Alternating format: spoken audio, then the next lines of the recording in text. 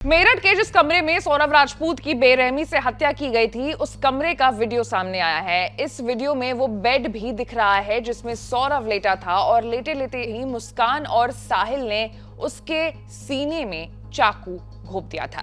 Video में वो bathroom भी नजर आ रहा है जिसमें कत्ल के बाद सौरव के बॉडी पार्ट्स काटे गए थे। सौरव के कत्ल करने वाले कमरे का जो वीडियो सामने आया है उसमें बेड पर मुस्कान का पर्स पड़ा हुआ दिखाई दे रहा है। कुछ कागजात भी इधर उधर फैले हुए हैं।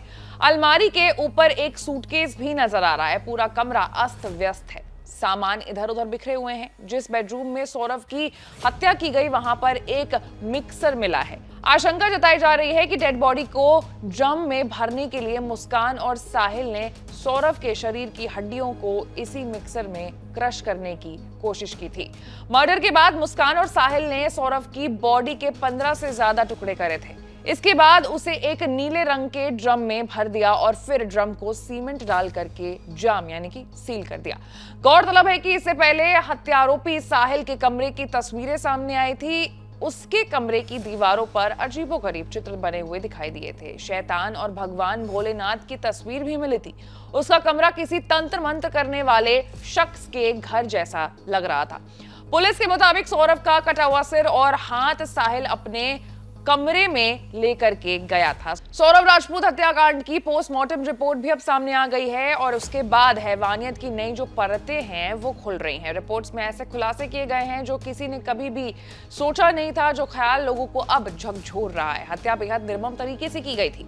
शरीर के कई हिस्से को काट दिया गया था। सौरव की गर्दन को धड़ से पूरी तरीके से अलग कर दिया गया था। पोस्टमार्टम में सौरव की मौत का कारण चाकू के वार से हुए गहरे जख्म, अधिक रक्तस्राव और शॉक बताया गया है। ये चोट इतनी गंभीर थी कि इसके चलते सौरव की मौके पर ही मौत हो गई। पोस्टमार्टम रिपोर्ट के अनुसार गर्दन के चारों ओर गहरे कट के निशान पाए गए हैं। दाएं और बाएं कान के नीचे, जबड़े के दोनों ओर और गर्दन के पास कई गहरे घाव हैं। सबसे भयावह तथ्य रहा ये कि गर्दन पूरी तरीके से धड़ से अलग कर दी गई थी। दोनों हाथ की कलाई के पास से भी कट दिखाई दिए थे। दिल के पास भी गहरे जख्म के निशान हैं।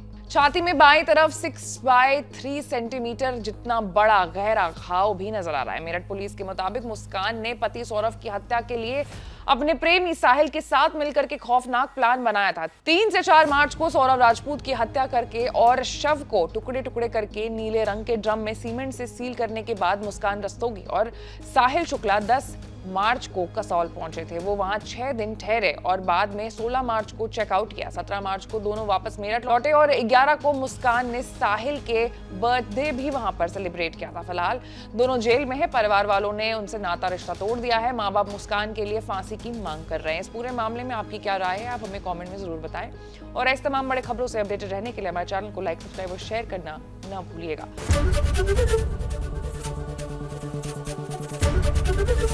एबीपी गंगा, खबर आपकी, जुबान आपकी।